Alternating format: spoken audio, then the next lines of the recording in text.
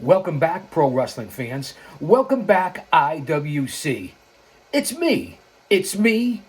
It's the GOC. Coming to you live to tape 25 feet below the surface of the earth, here for another episodic YouTube adventure on Guardian of Chaos, the YouTube channel for Chaos Corner. One man, unique, unedited, unscripted, raw dog for you, the fans. I'll say that to say this, because I tell it like it is. Drop an elbow on that like button, share, subscribe, leave a comment. Let me know that you're here.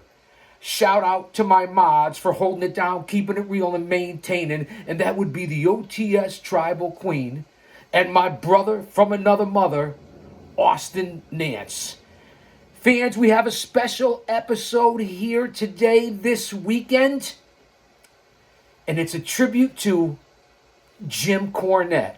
Corny, if you will, and the Midnight Express, and the evolution of the Midnight Express. From pillar to post, coast to coast, and border to border, we're going to try to see if we can accurately fit it all in as I give you a synopsis of the different factions and members and titles, and a brief history of the legendary Midnight Express.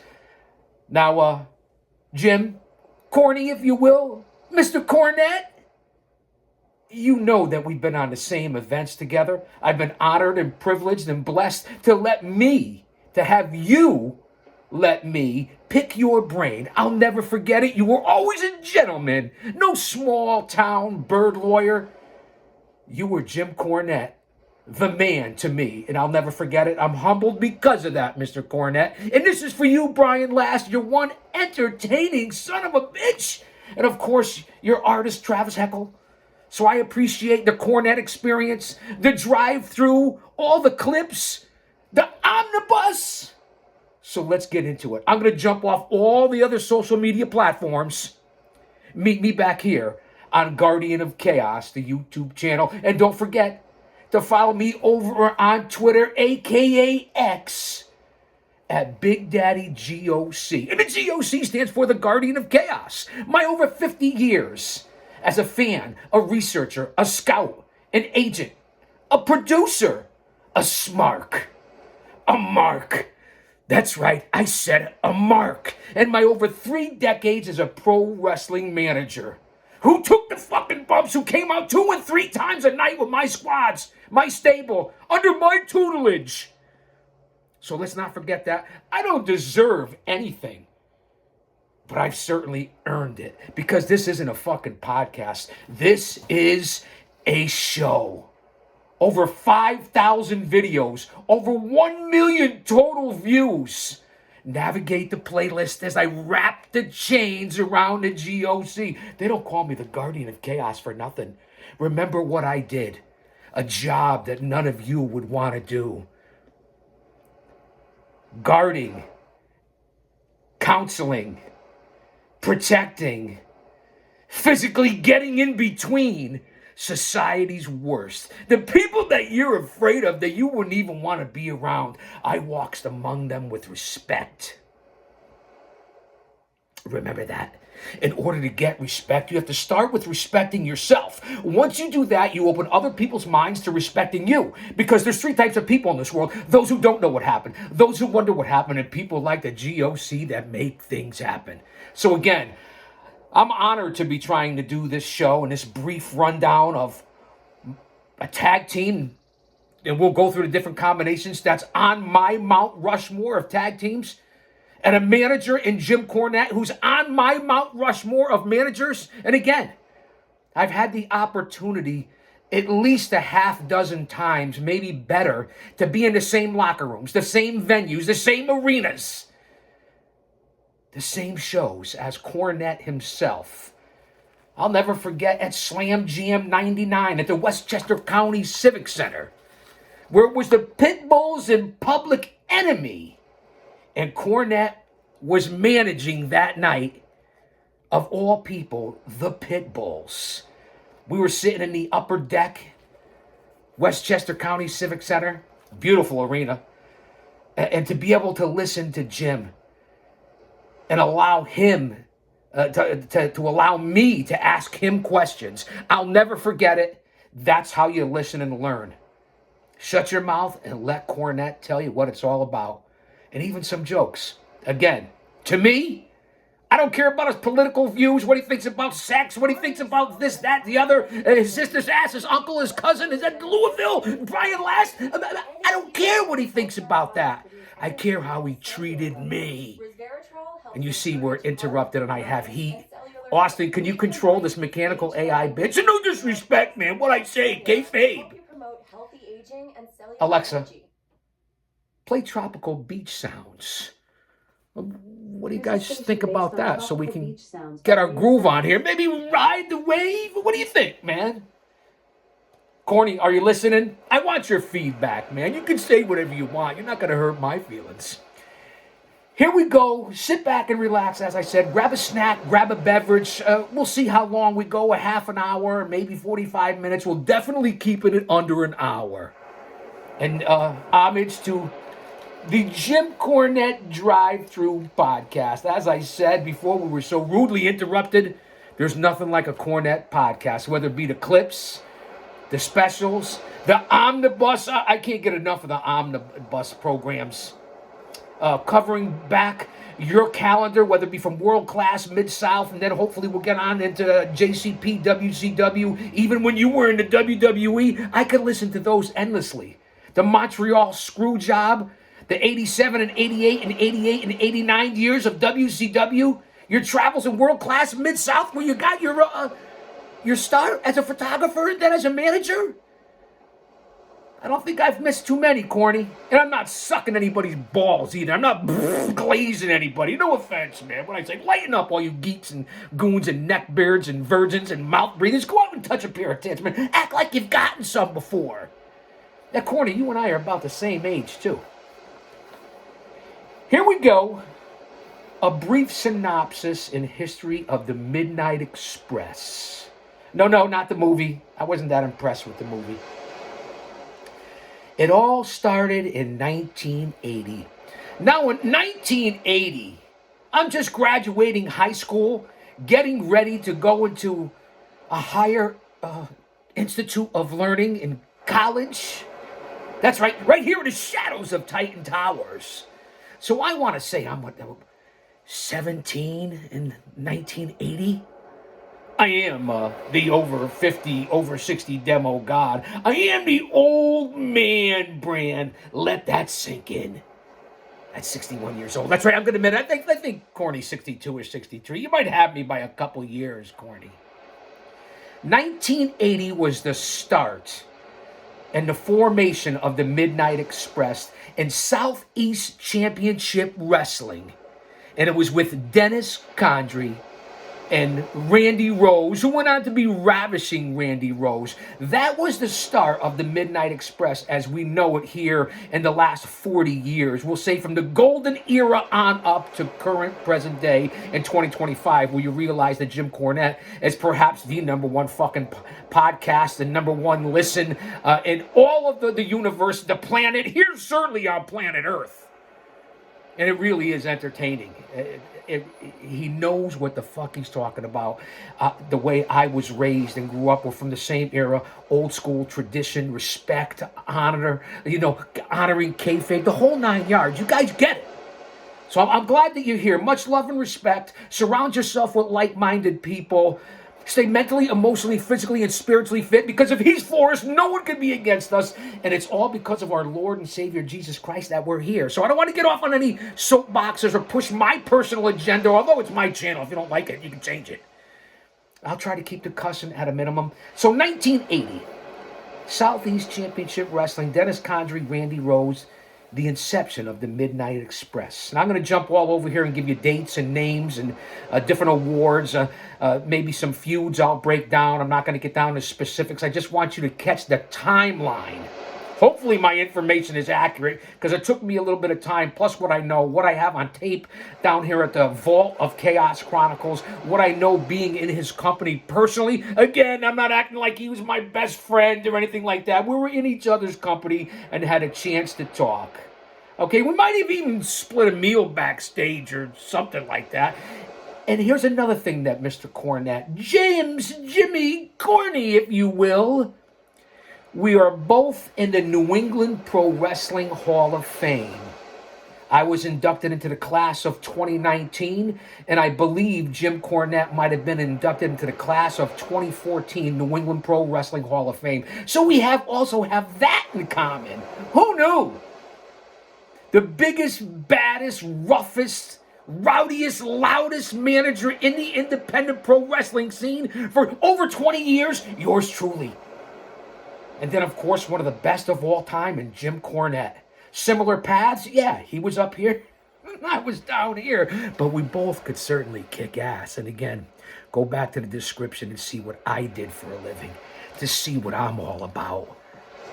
I don't have to explain it. Those of you that know me on here, you know. Okay? Brian, I hope you're here to listen. I want to hear your comment. I've emailed you guys at cornydrivethrough@gmail. I haven't gotten a response. I don't know what the fuck's going on over there. Travis and I converse once in a while on social media over on what they call X. That marks the spot. Let's move on from the beginning in 1980 of Condrey and Rose in Southeast Championship Wrestling. 1981 in Southeast Championship Wrestling, Condrey and Rose were joined by Norvell Austin. That's right, Norvell Austin was a part of the original Midnight Express. But make no mistake about it, because we're going to get on to that. As far as I know, and Cornette may be able to tell you something different, or Brian Last, the original Midnight Express, the ones who began it all, were in 1980, and that's Dennis Condrey and Randy Rose in Southeast Championship Wrestling. Again, in 81, a great year. Norvell Austin was in. 1983, Dennis Condrey, Randy Rose, and Norvell Austin disbanded, as we go by the timeline here. Later on, in that same year of 1983, a new version of the Midnight Express is formed in Mid-South Wrestling. That's right, the UWF. Bill Watts, that tough son of a bitch. And what a territory during the territory days. Ain't nothing but the miles and the money, as Captain Lou Albano once said. I'm sure many have said it since then. Formed in Mid-South in 1983, after earlier, Rose, Condrey, and Norvell had disbanded. Comes Dennis Condrey and a new partner, beautiful Bobby Eaton, and this is where Jim Cornette comes in as the manager of the Midnight Express in 1983. Now remember, in the early years of 80, 81, 82, Cornette was a ringside photographer in the Memphis territories. Okay, and lucky enough to work for Karen Jarrett. No, not Karen Jarrett. That's old Slapnut's wife. Jerry Jarrett's wife. Jeff Jarrett's mother. Christine Jarrett allowed Jim to be ringside when he was like 17, I guess, 16, 17, 18 years old, and took photographers. He was one heck of a photographer. You can see him in a lot of the videos, Cornette, in the early 80s. So he had already been introduced into the business, but certainly wasn't fully aware at that time. So in 83... Mid-South Wrestling, Condrey, Eaton, and Cornette. To me, the greatest tandem of the Midnight Express in the history of the Midnight Express. Just my opinion where I come from as far as performers and longevity. So 1983, Cornette is on the scene. In 1983, by the end of that year, so 83, take out your notebooks. They're here for a reason. I'll be taking attendance. So 1983, remember the year. Hello, McFly. Is anybody home? 1983. I think I'm 20, 21 years old at that time. Had already dropped out of my first attempt at pro wrestling. That's a long story for another time. You guys are well aware of that. So in that year, not only did Condrey and Rose and Norvell disband, Cornette enters the scene in Mid-South with Eaton and Cornette. I believe that with Eaton and Condrey, I believe they had met up in the Mid-South, the Memphis territory, Bobby Eaton and Cornette. That's why I believe they've met without doing, 1,000% research. We know Condrey was from Mississippi, that area.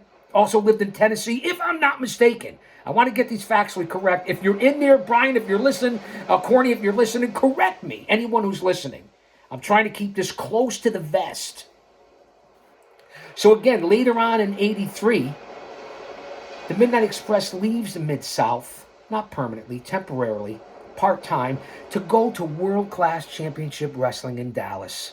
Before later on that year, moving over to Jim Crockett Promotions, which we know later on, it was the NBA, NWA, NBA, what the fuck am I talking about? It was the NWA, went to JCP, and then, of course, WCW. So follow along with me here as I rumble, stumble, mumble, fumble, and mumble. You guys know that's what I do. I'm wearing a Cornette shirt. Come on, man. I had to break this one out, Corny. So they leave Mid-South and they go to World Class. What a fiasco. They think they're going to work with the Von Erichs. They end up staying in their longtime feud with the Fantastics. What a tag team they were in their own right, but we'll get on to that. That's where the omnibus currently is for Cornette right now. That 7-hour omnibus on his channel, Jim Cornette podcast. I must have listened to that 4 or 5 times already, just to see day by day. I kept a calendar and accurate to what my career was, but nothing like what Cornette did. That's impressive. He's impressive. A historian, a researcher, took the bumps, took no shit, had brass balls, and I apologize for the cussing. So that 83 was a big year for the history of the Midnight Express. We moved, again, they had unbelievable success in UWF, feuding with Mr. Wrestling 2, Magnum TA, the Junkyard Dog. They really had a lot of big feuds, selling out all through Oklahoma, through Louisiana, all through the territories there. Alexa, stop interrupting me and play Tropical Beach Sounds. Here's a station based on tropical. You can't make this up, man. When you're Raw Dog and you don't care about bells and whistles, you're here out of love, motivation, and passion for the industry that you love and grew up in. This is what you do. You do a Raw Dog. I don't need bells and whistles and to be monetized and people giving me money. I could care less because I'd be doing this regardless. You guys know that. So we know what they accomplished in UWF and World Class Championship Wrestling, and we'll get on to that, titles held. But they certainly put on the miles and the money for the year or so they were in the UWF in that Mid-South territory where men were men, and so were half the women. And then they move on to World Class Championship Wrestling. I believe by listening to Corny and doing some research, they were only there 6 or 7 months. You go there because that's where the Von Erichs were. And the Freebirds came in and they popped the territory, as Corny would say. Early 80s tag team wrestling and World Class. They missed that. Eaton and Condrey and Corny. I think they came in about 84, 85, where they thought they were going to be able to get the rub from the Von Erichs, because that's how you made the money in the Dallas territory for World Class. I mean, that's how you made the money, but they ended up feuding with the same team from the UWF who were there a few months earlier, and that was the Fantastics. Great matches. They knew each other, great guys, but they weren't making top dollar or top money. And that's what they went for. They had all the miles in UWF, traveling all over the territory, like I said, from Mississippi to Louisiana to Oklahoma, Texas. We talked about that. With that being said, they made money for the miles. If you put it in the inflation calculator and you go back and listen to Corny's podcast, where I didn't get a lot of this information for, that stuff I just remember off the top of my head, and plus living through it, I went and actually did some research.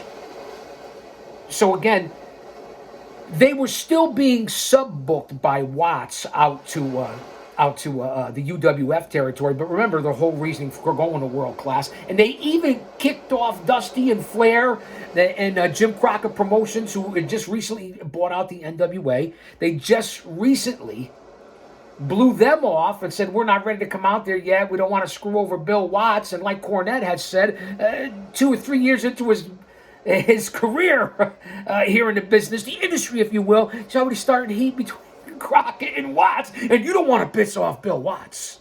That's for sure. A man's man. Listen to some of his shoot interviews. They're rare to find. Few and far between. Anyway. So that's what happened between the end of 83 into 84 and 85, and where the Midnight Express, specifically of Condrey and Eaton and Jim Cornette, were. By 1987, Condrey leaves and is replaced by Sweet Stan Lane and Bobby Eaton, still being obviously managed by Jim Cornette. Now, to me, I was bummed out. I wasn't a huge Stan Lane fan. Tremendous athlete, good-looking guy. I went on to be a fan of his, but nothing like Eaton and Condrey. That's for me. I know it was Condrey and Rose that started it all. The most famous, probably, maybe Lane and Eaton, but to me, it's Dennis Condrey, Bobby Eaton with Cornette. It doesn't get any better. That's the top of the food chain for me, as we're 20 minutes in here. So Condrey leaves. He doesn't really retire. He's tired of it, tired of the road and the travel, and just left the territory. That's the way I understand it. I'm trying to do it in chronological order. Now, in 87 as well, once Condrey leaves and is replaced by Sweet Stan, this is where the Midnight Express get into that battle with the original Midnight Express. And no, not Condrey and Rose. Listen up. Is anyone paying attention?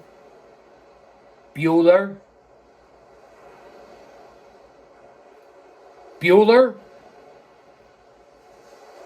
Anyone? Paul E. Dangerously, a.k.a. Paul Heyman, the wise man, whatever you want to call him, has his own original Midnight Express. And that's Randy Rose and Dennis Condrey as they reform to go against Eaton and Lane.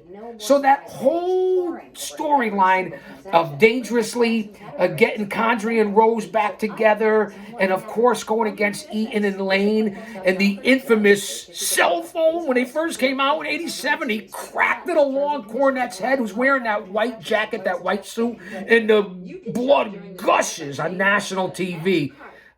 Alexa, play Tropical Thunderstorm sounds. I'm starting to get pissed here. You see what's happening? I'm in the middle of one of the most infamous Cornette stories in the Midnight Express, and the original Midnight Express in 1987, and this is how I get interrupted? I apologize, man. I really do. Bear with me. Don't go anywhere. Tropical Thunderstorm sounds? No. Okay. I can play And we similar know music instead means for free. no. Here's a mix based We on know. quiet tropical You know. thunderstorm sounds by Nature Sounds. So in Nature Music on 1987, Amazon that Music. whole feud right there, and I just recently watched a video within the last 24 hours of when Cornette is being interviewed by Shivani and Ross, I believe, at least JR. Eaton's on the outside, taped up, because he was already injured, because they were in the middle of a huge feud with Animal and Hawk, the Road Warriors. The Express in 87 were feuding with the Road Warriors, amongst some of their greatest feuds in the history of the Midnight Express. So just inside is only, at the time, Dennis Condrey. Stan Lane. And in comes Condrey and Rose as they attack Eaton and Lane. And Paul E. Dangerously gets Cornette, tosses him outside the ring onto the hardwood floor, picks up that 80s Styles phone, which looks like a ham radio, and cracks it. Now, Cornette's only supposed to get a little juice, baby, according to Dusty Rhodes, but he was a little nervous if you listen to his podcast. Plus, if you watch the footage in real time, again, I lived it. A lot of you guys were dripping down your daddy's sack or a gleam in his eye at this time. No offense, man. They're just telling it, keeping it like it real. It's just that simple. And nostalgia just ain't what it used to be. And my mind is like a lazy Susan. It'll come back around. So as I go bing, bing, bing, bing, like Ricochet Rabbit, stick with me here. Don't turn this off. Don't go anywhere. And the white jacket, and Cornette has talked about it on his podcast, and he meant to just, you could see him as he turned over to Blade, but he obviously went a couple of times. I don't think he got deep enough. He thought to himself, if you listen to him tell it and you watch it, I got it right here. Go back. It's on the network. It's on YouTube. And then by the time he gets back into the ring, and the original Midnight Express of Rose and Condrey and Paul E. are hammering him, they got some beautiful shots of him pouring the blood out onto that white jacket. What a scene it was there in 1987. And again, at the same time, this was totally ad-lib, organic that they happened. They approached Dusty with it. They thought, heck, let's go with it. They thought maybe they were getting a little stale. I don't know why you would think that when you're feuding with the Road Warriors. Oh, what a rush. Did I get flush on saying, oh, what a rush? A little animated. I had a Red Bull. I got black tea. Yeah. Stand by. Pray, repair, repent, repeat. Stand by.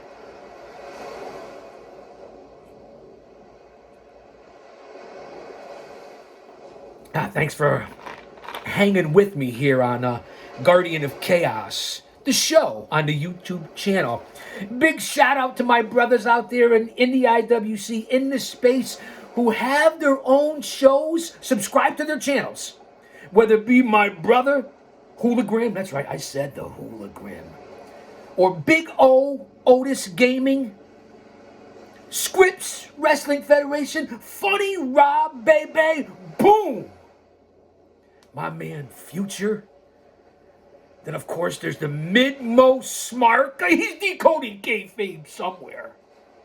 Kratos, a valuable co-host. I know he's out there. So all the guys, I don't think I'm missing anybody. Of course, my number one mod, Austin Nance. Also over on Don Tony and Kevin Castle. And, of course, so is Hooligram over on JD and Off the Script. As is the OTS Tribal Queen.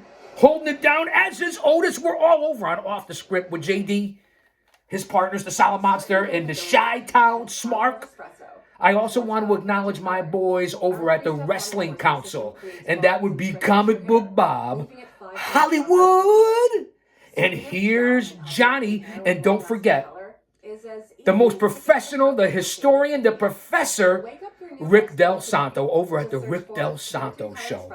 Those are the people that I want to acknowledge, that I follow and listen to, and they follow me, and we all support each other. That's what this community is about. As we're interrupted again trying to talk about Cornette and the Midnight Express. Alexa, play Tropical Beach Sounds. Austin, I need you to get here ASAP to put her in check. Roma and Mancini are not here from Paradise Alley Pro Wrestling. So I don't know who's going to work security for me. You're my guy. I don't expect Jen to come down from upstate New York. You can easily hop on a flight. I got your trip. Pardon me, excuse me. Let's focus, Chaos. Focus! We're coming up on 27 minutes. Focus. So we're back to the Midnight Express and the origins and the timeline. We're in 1987, the feud between Condrey and Rose, Eaton and Lane, Jim Cornette and Paul Lee. We move on to 1990. As you know, in 87, after this original Midnight Express debacle, fraudsters of Dangerously. But I get it, Condrey and Rose were the originals. So I love that. I just didn't like that part of Dangerously yet. Yeah, he's the wise man now. He's got longevity. He's a genius, ECW, all that. I can't take that away from Heyman. Yeah, he started, guy was in the garden at 16 years old, pushed his way through. You got to give that man credit. At this point, he wasn't for me. And of course, in those years of 87, 88, 89, the Midnight Express held many titles. As I said, they feuded with the Fantastics, Fulton and Rogers. They feuded with the Road Warriors, Animal and Hawk. They feuded with unbelievable Ricky Morton and Robert Gibson in the Rock and Roll Express, perhaps the biggest tag team rivalry in the history of pro wrestling. The Rock and Roll Express were getting all the gals and the ladies. They were hanging out in Little Rock, Arkansas. You know what they say and what Corny has witnessed himself. Sweet, sweet Connie, she was doing it right. We're an American band. We're coming to your town. We'll help you party down. We're an American band. Bam, bam. Bam, bam. Bam, bam, bam, bam, bam. All them Chiquitas in Omaha. No? Just trying to get into the show. Too early? Too late? The hotel detective, he was out of sight. I'm trying here, man. Sweet, sweet Connie, Little Rock, Arkansas, late 80s, early 90s. Who knew a place like that in the Barton Coliseum, as the stories go, had all those women down there? You wonder where they are now. Hello. I'll say it again. McFly, is anybody home? So it's and there's a list of others that their Express had feuded with their greatest years, to me, for as great as they were in UWF and solid and world-class championship wrestling in some of the territories. To me, when they were in Jim Crockett Promotions with Eaton, Condrey, and Cornette, they were fantastic. And then throwing Stan Lane, that would be my next choice. Randy Rose and Condrey were good too. But all the other ones here, we're going to go through because you're going to be stunned. So in 1990, the Express of Eaton and Lane disband. Corny and Lane leave WCW. Now, Rose and Condrey had already been persona non grata. Rose, I don't know where he went to there in 1990. Condrey, I think, just went home. Paulie Dangerously, we know he went on to form Northeast Wrestling, ECW, Eastern Championship Wrestling. So we know what he did in the early to mid 90s and where he is now. So that was 1990, a long time ago. Let me not get lost. We're doing a timeline here now.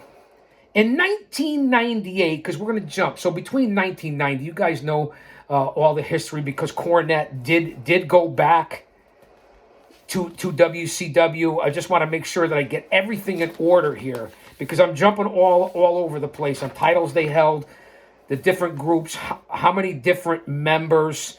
So we're going to fast forward here in the time machine when they broke up in 1990. In 1998, the World Wrestling Federation team of Bob Holly and Bart Gunn are made to come out and made up as the next wave of the Midnight Express. How many of you knew that in 1998? I'm sure some of you did. Jen, I know you did. In 1998, Bob Holly, Bart Gunn, as the Midnight Express in the WWF. You know who their manager was? Jim Cornette. So he allowed this to happen. I'm surprised at you, Jim. I get it's about the money. I understand that, but I'm really surprised you let Vince talk you into having Bob Holly and Bart Gunn for the year of 1998, and you put your stamp of approval on it because you managed them. Now, between 2004 and 2011, 2004 and 2011, various combinations of Dennis Condrey, Bobby Eaton, and Stan Lane compete as the Midnight Express. And where did they compete between 2004 and 2011? And I'll say this again because it never gets old. Bueller?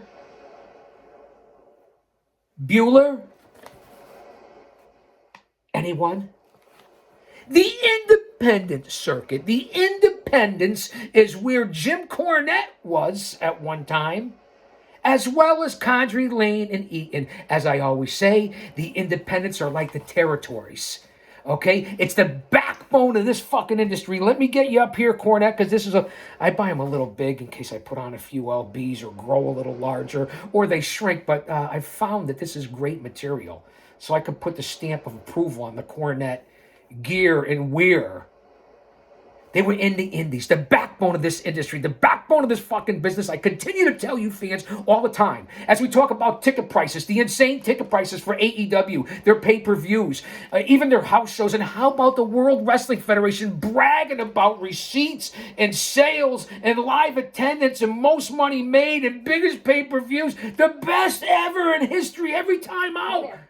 Do you know why? Because you're pricing. You're getting rid of the middleman, the blue collar man, the what do you want to call your lunch pail worker, your hard hat man, their families, the regular guy like me. You're getting rid of them. You price them out. You're wiping out the middle class, the lower middle class, the people who are less fortunate, even maybe some of the upper middle class. You're making it about elites and Hollywood. And unless you're a true a fan that has saved up a lot of money, can you really afford to take your family to a show, to the WWE or any of these other shows? I'll include AEW. Can you?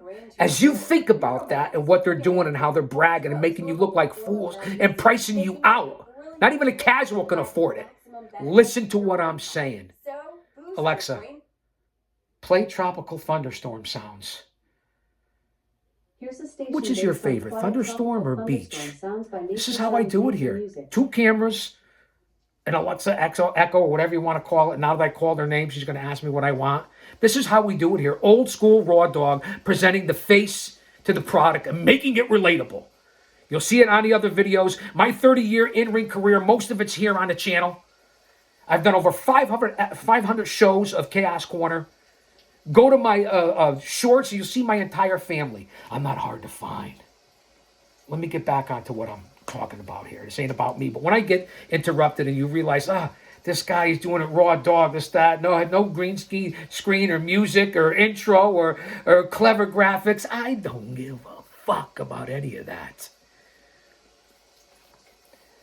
Independent pro wrestling, where it's $10, $15, $20, $25. Heck, even if it was in a bigger arena or you're going to have a couple thousand, they bring in a couple names, it's always under $50.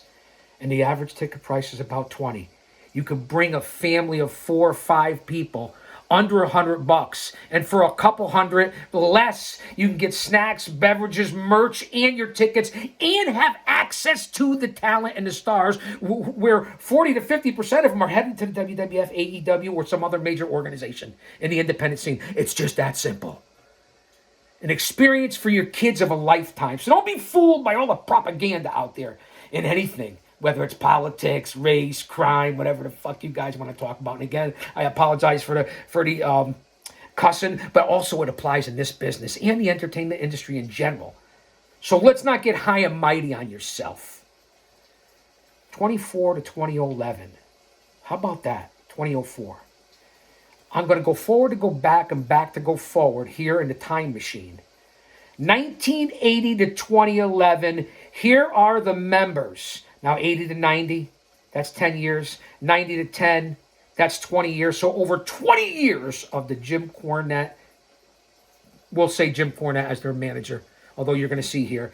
And the Midnight Express, Dennis Condrey, Randy Rose, Norvell Austin, Ron Starr, Honky Tonk Man Wayne Ferris, Bobby Eaton, Sweet Stan Lane, Bob Holly, Bart Gunn, Ricky Nelson have all been members at one time or another of the Midnight Express in their different combinations. Managers, we know that Jim Cornette is the man. Also, Paul Heyman did it for a little while in that whole feud in the late 80s with JCP. We know that. And also at one time, Jimmy Hart was a manager of the Midnight Express. Put that in your pipe and smoke it. So there's technically been 3 managers. Condrey and Rose, throw in Norvell Austin, but Condrey and Rose as a team from 81 to 83, 1981 to 1983. Dennis Condrey and Bobby Eaton from 1983 to 1987. Bobby Eaton and Stan Lane for 87 and 88. The feud of the Midnight Expresses, and I guess you could say 4 originals, that was 1988 and 89, as we just talked about.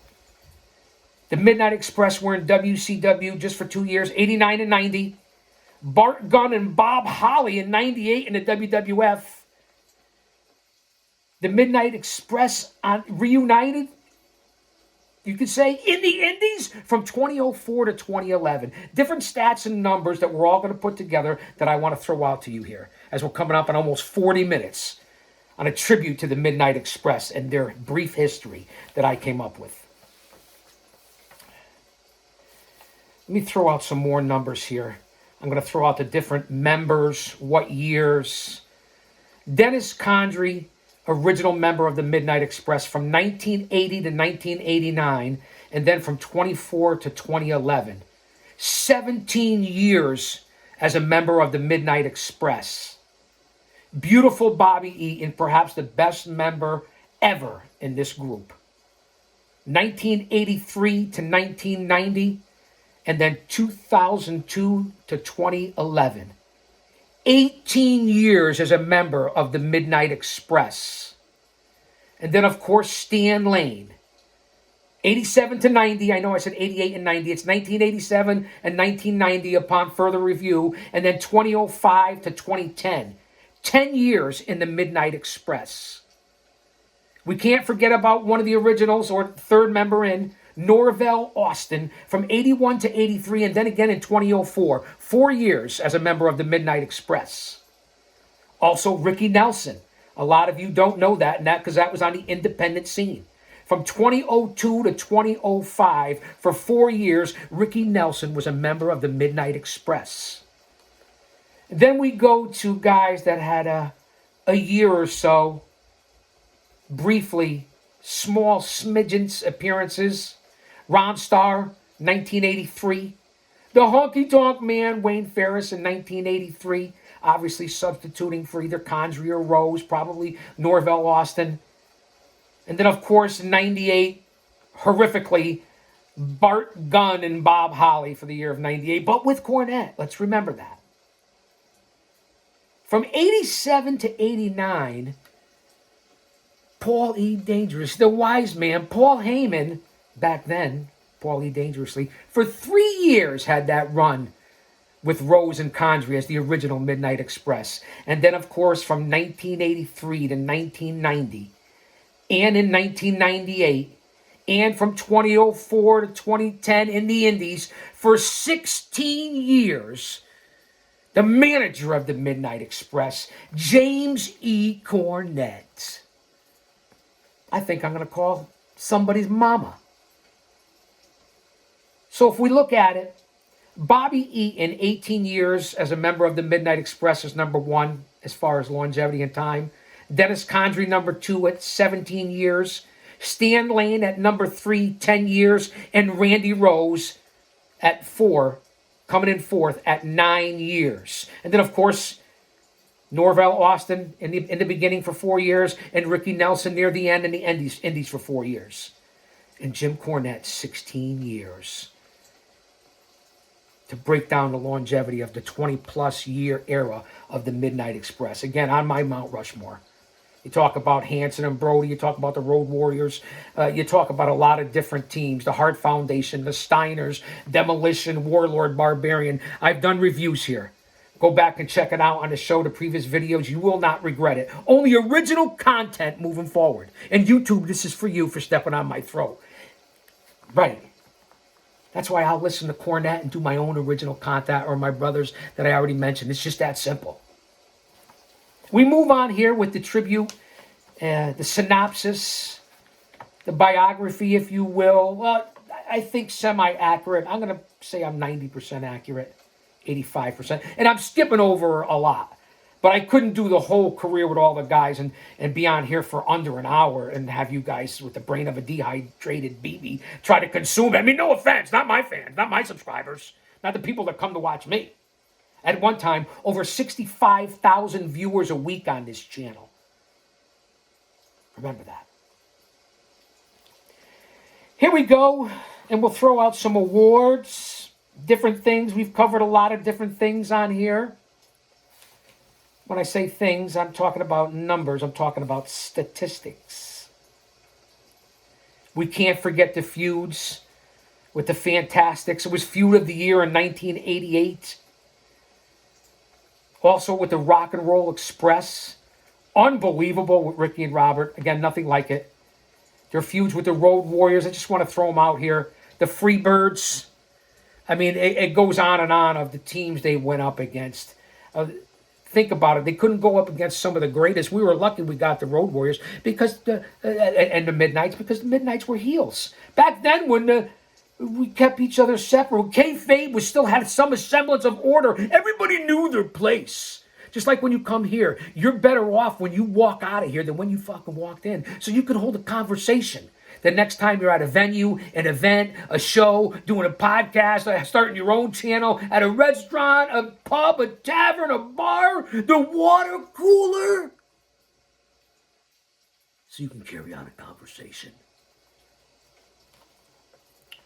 different awards for the Midnight Express. They were inducted into the NWA Hall of Fame class of 2007. Continental Wrestling Association champions.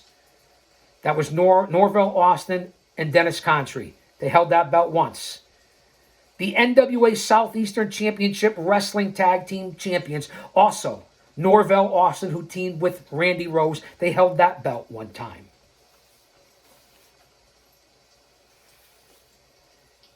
Condrey and Eaton. All-Star Wrestling Tag Team champions out of Virginia 7 times. Condrey and Eaton. International Wrestling Cartel IWC Tag Team champions 10 times. Dennis Condrey and Bobby Eaton, the Midnight Express. Jim Crockett Promotions NWA World Tag Team champions once. The biggest company on the planet. Arguably the most historical for sure. Mid-South Wrestling Tag Team champions. Twice they were the UWF Tag Team champions. Twice. 10-time NWA Bluegrass Tag Team champions. 19-time NWA Rocky Top Tag Team champions. 1-time NWA Eastern Tennessee Tag Team champions. 2-time Universal Championship Tag Team champions. And of course, they also held the World Class Championship NWA American Tag Team titles once. Ranked 21 in the best top tag teams in the world in 2003. In the Pro Wrestling Hall of Fame, Condrey and Eaton, along with Ravishing Randy Rose. Listen to the accolades of Dennis Condrey and Bobby Eaton. Condrey and Rose held quite a few titles too. AWA Tag Team Champions. Continental Wrestling Association's AWA Southern Tag Team Champions 4 times, along with Norvell Austin. In the Pro Wrestling Hall of Fame class of 2019 with Bobby Eaton. Southeastern Championship Wrestling Tag Team Champions. The NWA Southern Tag Team Champions 13 times. That was Condrey and Rose, the original members. And Windy City Tag Team Champions once. Eaton and Lane had their accolades as well. PWI Tag Team of the Year in 1987. PWI number 32, when it actually meant something, ran by men that knew what they were doing, like Bill Apter. Top 100 in 2003, 32 at the time. Obviously should have been much higher. NWA United States Tag Team Champions, Eaton and Lane 3 times. NWA World Tag Team Champions as well, the big one. Eaton and Lane, to me, the second best combination of the Midnight Express. As we honor and pay homage to the Midnight Express and Corny. Listen, it's a little big, Corny. Like you, I'm trying to drop a few LBs. Don't hold it against me. Bob Holly, Bart Gunn, in the WWF when they held it, the NWA Tag Team Champions that held the belt once while they were WWF guys. So the NWA territorial title, I'm assuming. Eaton and Lane also were Feud of the Year against the Fantastics in 1988. We already talked about their feud with other luminary teams like the Road Warriors and the Rock and Roll Express. I mean, I have a lot of information. Here I have a half dozen pages on the history of the Midnight Express. If I did my absolute due diligence, which I believe I did about 90% of it, because I wanted to get down here and get it on the air before the weekend is up. What an impressive story. There's much more. I could have done this and made this a 2-hour show. There's some missed years that I missed there that I didn't really cover into the early and middle 90s. We know where they were. We know Cornette was in the WWF for quite some time. Announcer, also as an in-ring performer, a talent, if you will. Also behind the scenes, behind the scenes too. Behind the scenes, writing with, whether it be with Vince or with Pritchard or even with his rival there, Russo. So we know that. And of course, I could have got into a whole bunch of Cornette when he ran Smoky Mountain, when he ran OVW. if this wasn't about just Jim Cornette, although I'm representing corny, this was about the Midnight Express and their brief history. I enjoyed doing this show. I'm going to come back with a lot more original content. I'm glad you guys stuck it out. We kept it at under an hour, and I can't thank you guys enough. I mean that. Much love and respect. Stay safe out there. That's from my heart. We're living in some wild, crazy, insane times. I've lost a lot of close family members and close friends over the last 6 months to a year. There's a lot going on with wars, politics, left versus right, sexuality, crime, alleged racism, protests, a lot looming, AI, cryptocurrency. I can go on and on. As I always say, and I said it earlier, stay mentally, emotionally, physically, and spiritually fit. We're going to all be okay. You got to pray, prepare, repent, repeat. And that's the truth. And if you don't like that I throw it out here as trying to be the best Christian I am, I fall short every day, then you can get lost. And I mean that in a Christian-like way. I don't care what your color, identity, where you're from, your creed, color, sexuality, what you identify as, who you're in bed with. That's none of my business. I don't give a dang. But don't push it on me or try to stop me from what I'm doing. Keep it to yourself. Have a little respect. Nobody needs to know what you're all about and what you're doing. Don't jam it down our throats because that's what you're doing. And you know who you are. We're all human beings, but man, there's a lot of despicable people out there. There's time for you. It's good versus evil. Them's the facts. I'll say that to say this. Because I tell it like it is. Don't you dare miss it.